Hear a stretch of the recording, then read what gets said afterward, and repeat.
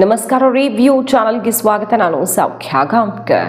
ರಾಜ್ಯ ಕಾಂಗ್ರೆಸ್ಗೆ ಸಂಬಂಧಪಟ್ಟಂತೆ ಈಗ ಹೈಕಮಾಂಡ್ ನಿರ್ಧಾರ ಏನು? ಹಾಗಾದರೆ ಸೋನಿಯಾ ಗಾಂಧಿಯವರು ಒಂದು ಅಚ್ಚರಿಯ ನಡೆಯನ್ನು ಅನುಸರಿಸಲಿದ್ದಾರಾ ಕರ್ನಾಟಕ ಕುರ್ಚಿಗೆ ಸಂಬಂಧಪಟ್ಟಂತೆ? ಆ ಹಿಂಟ್ ಈಗ ಸ್ವತಃ AICC ಅಧ್ಯಕ್ಷರಿಂದ ಸಿಕ್ಕಿದೆ. ಹೈಕಮಾಂಡ್ ತಲೆಯಲ್ಲಿ ಏನಿದೆ ಹಾಗಾದರೆ? ಯಾರ್ಯಾರಿಗೆ ಸಿಡಿಲು ಬಡುತ್ತಾ ಇದೆ ಇದು ಈ ಸುದ್ದಿ? ಖರ್ಗೆ ಅವರಿಂದ ಬರ್ತಾ ಇದ್ದ ಹಾಗೆ ಡೀಟೇಲ್ಸ್ ಇರ್ತಾ ಹೋಗ್ತೀವಿ. ಮಿಸ್ ಮಾಡಿದ್ರೆ ನಮ್ಮ ಚಾನಲ್ನ ಸಬ್ಸ್ಕ್ರೈಬ್ ಮಾಡಿ, ನಿಮ್ಮ ಅಭಿಪ್ರಾಯ ಕಮೆಂಟ್ ಮಾಡಿ ತಿಳಿಸಿ. ಎಸ್ ವೀಕ್ಷಕರೇ, ಯಾರಾಗಲಿದ್ದಾರೆ ಹೊಸ CM ಅಂತ ಈಗ ಪ್ರಶ್ನೆ. ಯಾಕಂದರೆ DK ಆಗಬೇಕು ಅಂತಲೇ ಇಷ್ಟೆಲ್ಲ ಹಂಗಾಮ ಆಗ್ತಿರೋದು CM ಇಳಿಸೋದಕ್ಕೆ, ಸಿದ್ದರಾಮಯ್ಯವ್ರನ್ನ ಇಳಿಸೋದಕ್ಕೆ. ಆದರೆ DK ಹತ್ತೋದ್ರ ಒಳಗಡೆನೆ ಬೇರೆಯವ್ರು ಹೋಗಿ ಕೂತ್ಕೊಳ್ತಾರ ಅನ್ನೋ ಮಟ್ಟಿಗೆ ಪೈಪೋಟಿ ಶುರುವಾಗಿದೆ. 136 ಬಂದಿದ್ದು ನನ್ನ ನಾಯಕತ್ವದಲ್ಲಿ ಅಂತ ಅವ್ರು ಹೇಳಿದ್ದು ಅವ್ರಿಗೆ ಸೆಡ್ ಹೊಡೆದು ಒಬ್ಬರ ನಾಯಕತ್ವ ಅಲ್ಲ, ಮತ್ತು ಅಹಿಂದ ಬಲ ಪ್ರದರ್ಶನ ಇದೆಲ್ಲ ಜೋರಾಗಿದೆ. ಇನ್ಫ್ಯಾಕ್ಟ್ ಅಹಿಂದ ಸಂಘಟನೆಗಳು ಹೊಸ ಪಕ್ಷ ಕಟ್ಟುವ ಘೋಷಣೆಯನ್ನೇ ಮೊಳಗಿಸ್ಬಿಟ್ಟಿದ್ದಾರೆ. 2 ವರ್ಷ ಅಂತ ಅಂದ್ಕೊಂಡ್ರ 9 ತಿಂಗಳಲ್ಲಿ CM ಆಗಿರೋದನ್ನು ನೋಡಿದಿರಿ. 2 ವರ್ಷ ಬೇಜಾನಾಯಿತು ಟೈಮ್ ನಮಗೆ ಹೊಸ ಪಕ್ಷ ಅಂತ ಕಾಂಗ್ರೆಸ್ಗೆ ಮರ್ಮಾಘಾತ ಕೊಟ್ಟಿದ್ದಾರೆ ಅಹಿಂದ ಸಂಘಟನೆಯವರು. ಜಮೀರ್ ಸತೀಶ್ ಜಾರಕಿಹೊಳಿ ಒಂದಾದ್ರೆ ಏನಾಗಬಹುದು ಅನ್ನೋ ಟ್ರೇಲರ್ ಎಲ್ಲ ಬಿಟ್ಟಿದ್ದಾರೆ. ಇದ್ರ ನಡುವೆ ನೋಡಿ DKಗೆ ಈಗ ಅತ್ಯಂತ ಆಘಾತಕಾರಿ ಸುದ್ದಿ ಇದು. ದೊಡ್ಡ ಖರ್ಗೆ ಅವರು AICC ಅಧ್ಯಕ್ಷರು ಕೊಟ್ಟಿರೋದು. ಖರ್ಗೆ ಅವರೇ CM ಆಗಲಿ ಅಂತ ಬಯಸ್ತಿದ್ದಾರಾ ಸೋನಿಯಾ ಗಾಂಧಿಯವರು? ಇವತ್ತು ಆ ಪ್ರಶ್ನೆ ಬರುತ್ತೆ, ಸುಮ್ಮನೆ ಬರಲ್ಲ ಪ್ರಶ್ನೆ. ರಾಜ್ಯ ಕಾಂಗ್ರೆಸ್ನಲ್ಲಿ ಅಹಿಂದ CM ಜಪ ಶುರು ಮಾಡಿಬಿಟ್ಟಿದ್ದಾರೆ ಸಿದ್ದು ಕ್ಯಾಂಪ್ನಿಂದ. ರಾಜಣ್ಣವ್ರು ಹೇಳಿದ್ರಲ್ಲ, ಸಿದ್ದರಾಮಯ್ಯನವರು ಇಳಿಯೋಕೆ ರೆಡಿ ಇದ್ದಾರೆ ಹೈಕಮಾಂಡ್ ಹೇಳಿದ್ರೆ, ಅವರು ಓಪನ್ ಆಗಿದ್ದಾರೆ ಈಗ. ಅಂದರೆ ಮುಕ್ತವಾಗಿ ತೆರೆದಿಟ್ಟಿದ್ದಾರೆ. ಯಾವುದೇ ನಿರ್ಧಾರ ಅವರದ್ದಿಲ್ಲ. ಹೈಕಮಾಂಡ್ ಹೇಳಿದ್ದು ಇರೋಕ್ಕೂ ರೆಡಿ, ಬಿಡಿ ಅಂದರೆ ಬಿಡೋಕ್ಕೂ ರೆಡಿ ಅಂತ. ಸೊ ಬಿಡೋಕೆ ರೆಡಿ, ಆದರೆ ಮುಂದಿನ CM ದಲಿತ CMೇ ಆಗ್ತಾರೆ ಅನ್ನೋ ಸ್ಟೇಟ್ಮೆಂಟು ರಾಜಣ್ಣವರಿಂದ ಬಂತು ಅಂದರೆ ಅದು ಹೈಕಮಾಂಡ್ ಮಟ್ಟದಲ್ಲಿ ಏನಾಗ್ತಿದೆ ಅನ್ನೋದ್ರ ಸುಳಿವ. ಸಿದ್ದು ಕ್ಯಾಂಪ್ ಬದಲಾವಣೆಗೆ ಓಕೆ, ಆದರೆ DK ಬೇಡ ಅನ್ನೋ ನಿರ್ಧಾರವನ್ನು ಪ್ರಕಟಿಸಿಯೇ ಬಿಟ್ಟಿದೆ ಅಲ್ವಾ. ದಲಿತ CM ಅಂದರೆ ಯಾರು? ಪರಮೇಶ್ವರ್ ಅವರು ಆಗಬೇಕು ಇಲ್ಲಿರೋರಾದರೆ. ಬಟ್ ಪರಮೇಶ್ವರ್ ಅವರು ಆದರೆ ಒನ್ಸ್ ಅಗೇನ್ ಗಲಾಟೆ ಜಟಾಪಟಿ ಆಗಬಹುದು. ಸೊ ಯಾರು ಬರ್ತಾರೆ? ಖರ್ಗೆ ಅವರ ಹೆಸರನ್ನು ಸಿದ್ದು ಕ್ಯಾಂಪ್ ಕೂಡ ತೇಲ್ಬಿಟ್ಟಿದೆ ಈಗ. ಖರ್ಗೆ ಅವರೇ ಆಗಲಿ, ಯಾಕೆ ಆಗಬಾರ್ದು ಖರ್ಗೆ ಅವರು ಅನ್ನೋ ರೀತಿಯಲ್ಲಿ ದಲಿತ CM ಅಂದರೆ ಮೊದಲು ಕಾಣೋದೇ ಅವ್ರ ಮುಖ. ಸೀನಿಯರು, ಅನುಭವಿ, AICC ಅಧ್ಯಕ್ಷರಾಗಿದ್ದಾರೆ. ಈಗ ಕರ್ನಾಟಕ CM ಆಗಿ ಬರಲಿ ಅನ್ನುವಂಥ ಡಿಮ್ಯಾಂಡನ್ನು ಹೈಕಮಾಂಡ್ ಮುಂದಿಡ್ತಿದ್ದಾರೆ. ಆ ಪ್ರಶ್ನೆಯನ್ನು ಖರ್ಗೆ ಅವರು ಎದುರಿಟ್ಟಾಗ ಈ ರೀತಿ ಒಂದು ಕೂಗೆದ್ದಿದೆಯಲ್ಲ ಸರ್, ಅಂದರೆ ಹೌದು, ಇಲ್ಲೂ ಕೇಳ್ತಿದ್ದಾರೆ ಅಲ್ಲೂ ಕೇಳ್ತಿದ್ದಾರೆ. ಹೈಕಮಾಂಡ್ ಅವರು ಹೇಳ್ತಿದ್ದಾರೆ ಎಲ್ಲದಕ್ಕೂ ಸಮಯ ಬರುತ್ತೆ ಅಂತಿದ್ದಾರೆ ಖರ್ಗೆ ಅವರು. ಇದು ಭಾರಿ ಸಂಚಲನ ಸೃಷ್ಟಿ ಮಾಡಿದೆ. ಸೋನಿಯಾ ಗಾಂಧಿ ಅವರು ತೀರ್ಮಾನ ತಗೊಳ್ತಾರೆ ಏನೇ ಇದ್ರೂ. ಹಣೆ ಬರಹ ಸಿದ್ಧಾಂತ ಇಷ್ಟು ದಿನ ಪಾಲಿಸ್ಕೊಂಡು ಬಂದಿದ್ದು ಎಲ್ಲ ಮ್ಯಾಟ್ರ್ ಆಗುತ್ತೆ. ಸೋನಿಯಾ ಗಾಂಧಿ ಅವರು ತೀರ್ಮಾನ ತಗೊಳ್ತಾರೆ. ಈಗಂತೂ ಸದ್ಯಕ್ಕೆ CM ಇದಾರಲ್ಲ, ಸಮಯ ಬಂದಾಗ ನೋಡೋಣ. ಎಲ್ಲ ಕಡೆ ಹೇಳ್ತಿರೋದು ಹೌದು ಅನ್ನುವ ಮೂಲಕ ಹೈಕಮಾಂಡ್ ಅವರು ಹೇಳ್ತಿದ್ದಾರೆ ದೊಡ್ಡ ಖರ್ಗೆ ಅವರು CM ಆಗೋದನ್ನು ಹೈಕಮಾಂಡ್ ಬಯಸ್ತಿದೆ ಅಂತ ಸ್ಪಷ್ಟಪಡಿಸ್ತಿದ್ದಾರೆ. ನೋಡಿ, ಇಲ್ಲಿ ಸ್ಟ್ರಾಟಜಿ ಸಿಂಪಲ್ ಇದೆ. ರಾಹುಲ್ ಗಾಂಧಿ ಅವ್ರಿಗೆ ಏನೇ ಅಂದರೂ DKನ ಒಪ್ಕೊಳ್ಳೋದು ಕಷ್ಟ. ಸಿದ್ದು ಕ್ಯಾಂಪ್ ಏನು ಮಾಡುತ್ತೆ ನೆಕ್ಸ್ಟ್ ಅನ್ನೋದು ತುಂಬ ಚೆನ್ನಾಗಿ ಗೊತ್ತು. ಸರ್ಕಾರ ಬಿದ್ದು ಹೋಗುತ್ತೆ.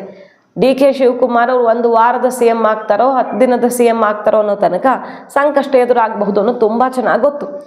DK ಶಿವಕುಮಾರ್ ಅವ್ರಿಗೆ ಮಾತಿನಂತೆ ನಡ್ಕೊಂಡು ಒಪ್ಪಿಕೊಂಡು ಬಿಟ್ಕೊಡೋದಾದರೆ ಸತೀಶ್ ಜಾರಕಿಹೊಳಿ ಬಣ ಸುಮ್ಮನಿರುತ್ತಾ? ಜಮೀರ್ ಅವ್ರು ಸುಮ್ಮನೆ ಇರ್ತಾರಾ?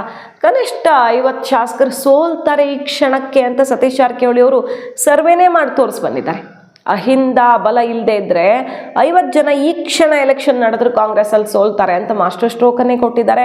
ಅಹಿಂದ ಸಮಾವೇಶ ಮಾಡೋದಕ್ಕೆ ಅವಕಾಶ ಮಾಡಿಕೊಡಿ ರಾಜ್ಯವ್ಯಾಪಿ ಅಂತ ಪರ್ಮಿಷನ್ ಕೇಳಿ ಹೈಕಮಾಂಡ್ ಮೇಲೆ ಗರಂ ಆಗಿ ಬಂದಿದ್ದಾರೆ. ಜಮೀರ್ ವಿರುದ್ಧ ನಡೆದ ಎಲ್ಲ ಬೆಳವಣಿಗೆಗಳ ವಿಚಾರದಲ್ಲಿ ಇಷ್ಟೆಲ್ಲ ನಡೀತಿರುವಾಗ DKನ CM ಮಾಡಿಬಿಟ್ರೆ ಏನು ಕಥೆ ಅನ್ನೋದು ಬೇಕಲ್ವಾ.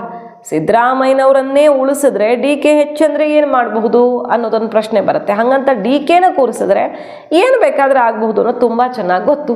ಹಾಗಂತ ಸಿದ್ದರಾಮಯ್ಯನವ್ರನ್ನೇ 5 ವರ್ಷ ಮುಂದುವರಿಸ್ಕೊಂಡು ಹೋಗೋದು ಸೂಕ್ತ ಅಲ್ಲ. ಯಾಕಂದರೆ ಅವ್ರಿಗೆ ಬೇಕಾದಷ್ಟು ಅವಕಾಶ ಕೊಟ್ಟಿದ್ದಾಗಿದೆ. ಮತ್ತು ಮುಂದಿನ ಚುನಾವಣೆಗೆ ಹೊಸ ನಾಯಕತ್ವ ಬೇಕು. ಇದೆಲ್ಲ ಬೇಕು ಅಂದರೆ ಬದಲಾವಣೆ ಆಗಬೇಕು. ದಲಿತ CM ಅಲ್ಲಿ ಬೇರೆ AICC ಅಧ್ಯಕ್ಷರಾಗಿ ಯಾರು ಕೂರ್ತಾರೆ? ಪ್ರಿಯಾಂಕಾ ವಾದ್ರಾ ಅವ್ರು ಕೂರ್ತಾರ, ರಾಹುಲ್ ಗಾಂಧಿ ಅವ್ರು ಕೂರ್ತಾರ ಅನ್ನೋದೆಲ್ಲ ಕುತೂಹಲ ಇದೆ ಈಗ. ಹೀಗಿರುವಾಗ ಖರ್ಗೆ ಅವರನ್ನು ಏಕಾಏಕಿ ಇಳಿಸಿ ದಲಿತ ನಾಯಕನಿಗೆ ಸೀನಿಯರ್ ಮೋಸ್ಟ್ ಲೀಡರ್ಗೆ ಅವಮಾನ ಮಾಡೋಕ್ಕಾಗತ್ತೆ, ಅವ್ರಿಗೊಂದು ದೊಡ್ಡ ಹುದ್ದೆ ಕೊಟ್ಟೆ ಕಳಿಸ್ಬೇಕಾಗತ್ತೆ. ಕರ್ನಾಟಕ CM ಆಗಿ ಮಾಡಿದ್ರೆ ಅಲ್ಲೂ ಸೊಲ್ಯೂಷನ್ ಸಿಕ್ಕಂಗಾಗತ್ತೆ, ರಾಹುಲ್ ಗಾಂಧಿ ಅವ್ರ ದಾರಿ ಕ್ಲಿಯರ್ ಆಗುತ್ತೆ. ಇಷ್ಟೆಲ್ಲ ಆಯ್ಕೆಗಳಿರುವಾಗ ಖರ್ಗೆ ಅವ್ರನ್ನ ಕೂರಿಸಿ ಅವ್ರನ್ನ CM ಮಾಡಿ 28ರ ನಾಯಕತ್ವ ಅಂತ ಇನ್ನೊಬ್ಬರನ್ನು ಮುಂದೆ ಬಿಡಬಹುದು. ಹೆಂಗೂ ಖರ್ಗೆ ಅವ್ರೇನು ಲೀಡರ್ಶಿಪ್ 28 ಚುನಾವಣೆ ಲೀಡ್ ಮಾಡ್ತೀನಿ ಅನ್ನಲ್ಲ. ಅವ್ರನ್ನ ಈಗ 2 ವರ್ಷಕ್ಕೆ CM ಮಾಡಿಬಿಟ್ರೆ 28ಕ್ಕೆ ಈಗ ಪಕ್ಷ ಸಂಘಟನೆ, ಲೋಕಲ್ ಬಾಡಿ ಎಲೆಕ್ಷನ್ ಅದೆಲ್ಲ ಜವಾಬ್ದಾರಿಯನ್ನು ಬೇರೆಯವ್ರಿಗೆ ವಹಿಸ್ಬೋದು. ಅವರು 28ರ ಚುನಾವಣೆಯ ಮುಖ ಆಗ್ತಾರೆ, CM ಕ್ಯಾಂಡಿಡೇಟ್ ಆಗ್ತಾರೆ. ಆ ರೀತಿ ಸಮಸ್ಯೆ ಬಗೆಹರಿಸೋದಕ್ಕೆ ಈಗ ಹೈಕಮಾಂಡ್ ಪ್ಲ್ಯಾನ್ ಮಾಡೇ ಬಿಟ್ಟಿದೆಯಾ? ಹಾಗಾದರೆ DK ನೋಡಿದ್ರೆ ಏನೇನು ಮಾತುಕತೆ ಆಗಿದೆಯೋ ಅದೆಲ್ಲ ಇಂಪ್ಲಿಮೆಂಟ್ ಆಗತ್ತೆ, ಹಾಗೇ ಆಗತ್ತೆ, ನನ್ನ ನಾಯಕತ್ವದಲ್ಲೇ ಬಂದಿರೋದು ಹೈಕಮಾಂಡ್ಗೆ ಗೊತ್ತು, ಅದಾಗತ್ತೆ, ಕಾಯ್ತಿದ್ದೀವಿ ಅಂತಿದ್ದಾರೆ. ಆದರೆ ಹೈಕಮಾಂಡೇ ಹೇಳಿರೋ ಮಾತಿದು. ಹೈಕಮಾಂಡ್ ಅಂದರೆ ಮತ್ತೆ ಯಾರು? AICC ಅಧ್ಯಕ್ಷರು ಹೈಕಮಾಂಡ್ ಅಲ್ವಾ? ಖರ್ಗೆಯವರೇ ಹೇಳ್ತಿದ್ದಾರೆ, ಮೇಲಿನವರೂ ಕೂಡ ನನ್ನನ್ನು CM ಆಗೋಕ್ಕೆ ಬಯಸ್ತಿದ್ದಾರೆ ಅಂತ. ಇದು ಭಾರಿ ರೋಚಕತೆಗೆ ಕಾರಣ ಆಗಿದೆ ಕರ್ನಾಟಕ ಪಾಲಿಟಿಕ್ಸ್ ಅಲ್ಲಿ. ಅದು ಆದಷ್ಟು ಬೇಗನೆ ಬಗೆಹರಿಸ್ತೇನೆ. ನಾನಾದರೆ ಉತ್ತಮ ಅಂತ ನೀವು ಹೇಳ್ತೀರಿ, ಅವರು ಹೇಳ್ತಾರೆ, ಮೇಲಿನವರು ಹೇಳ್ತಾರೆ. ನಮ್ಮ ಐಡಿಯಾಲಜಿ ಪ್ರಕಾರ ಮತ್ತು ನಾವು ಪಕ್ಷದಲ್ಲಿ ಏನು ನಾವು ಇಲ್ಲಿವರೆಗೆ ದುಡ್ಕೊಂಡು ಬಂದಿದ್ದೇವೆ, ನಮ್ಮ ನಿರ್ಣಯಗಳು ಹೆಚ್ಚಾಗಿ ಸೋನಿಯಾ ಗಾಂಧಿಯವರು ತೆಗೆದುಕೊಳ್ತಾರೆ. ಬಟ್ ಈಗ ಆ ಪ್ರಶ್ನೆನೇ ಉದ್ಭವಿಸೋದಿಲ್ಲ. ಈಗಾಗಲೇ ಇಲ್ಲಿ ಚೀಫ್ ಮಿನಿಸ್ಟರ್ ಇದ್ದಾರೆ. ಬದಲಾವಣೆ ಆಗತಕ್ಕಂಥ ಮಾರ್ಗದಲ್ಲಿ ಏನಾರ ಸೋನಿಯಾ ಗಾಂಧಿಯವರು, ರಾಹುಲ್ ಗಾಂಧಿಯವರು ಅಥವಾ ನಾವು ಸೇರಿ ನಿರ್ಣಯ ತೆಗೆದುಕೊಳ್ಬೇಕು ಅಂದರೆ ಅದು ಸ್ವಲ್ಪ ಸಮಯ ಹಿಡಿತದೆ. ಅದು ನೋಡೋಣ. ಅವರ ಜೊತೆಯಲ್ಲಿದ್ದಂಥವರೆಲ್ಲರೂ ಕೂಡ ಮುಖ್ಯಮಂತ್ರಿಗಳಾದರು. ಮಲ್ಲಿಕಾರ್ಜುನ ಖರ್ಗೆ ಅವರ ಜೊತೆಯಲ್ಲಿದ್ದಂಥವರು, ಅವರು ಗುಂಡೂರಾಯರು ಇರ್ಬೋದು, ವೀರಪ್ಪ ಮೊಯ್ಲಿ ಅವರು ಇರ್ಬೋದು, ಧರ್ಮಸಿಂಗ್ ಇರ್ಬೋದು, ಬಂಗಾರಪ್ಪನವ್ರು ಇರ್ಬೋದು, ಇವರೆಲ್ಲರೂ ಅವರ ಸಮಕಾಲೀನರು.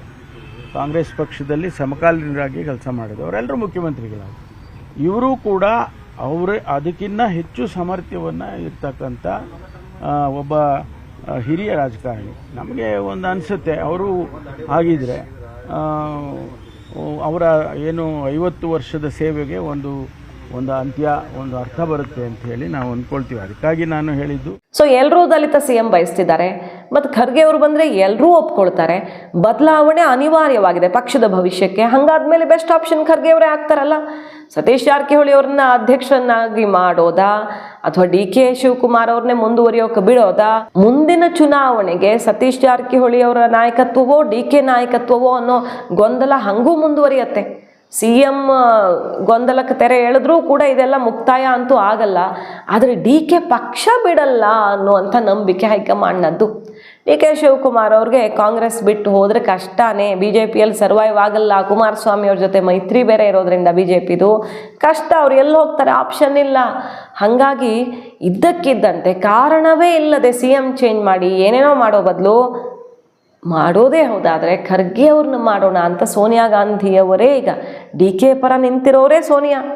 ಆದರೆ ಸರ್ಕಾರದ ಹಿತದೃಷ್ಟಿಯಿಂದ ಸರ್ಕಾರ ಬಿದ್ದೇ ಹೋಗುತ್ತೆ ಅನ್ನೋ ಥರನೇ ಸಿದ್ದು ಕ್ಯಾಂಪ್ ಕೊಟ್ಟಿರೋ ಮೆಸೇಜ್.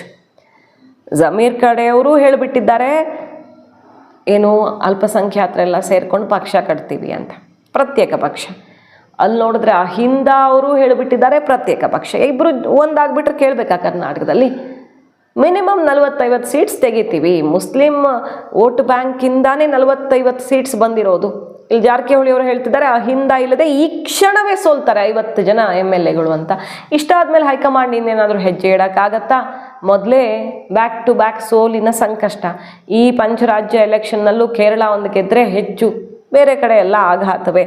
ಹೀಗಿರೋವಾಗ ಕಾಂಗ್ರೆಸ್ಸು ಅಷ್ಟು ದೊಡ್ಡ ಬದಲಾವಣೆ ಬಿರುಗಾಳಿ ಎಬ್ಸೋ ಥರ ಮಾಡೋಕ್ಕಾಗಲ್ಲ.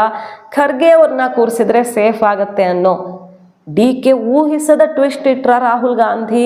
ಇದು ಈಗ ಕುತೂಹಲಕ್ಕೆ ಕಾರಣ ಆಗಿರೋದು. ಮಾಹಿತಿ ಇಷ್ಟ ಆಗಿದ್ರೆ ಮಿಸ್ ಮಾಡದೆ ನಮ್ಮ ಚಾನಲ್ನ ಸಬ್ಸ್ಕ್ರೈಬ್ ಮಾಡಿ, ನಿಮ್ಮ ಅಭಿಪ್ರಾಯ ಕಮೆಂಟ್ ಮಾಡಿ ತಿಳಿಸಿ. Thank you.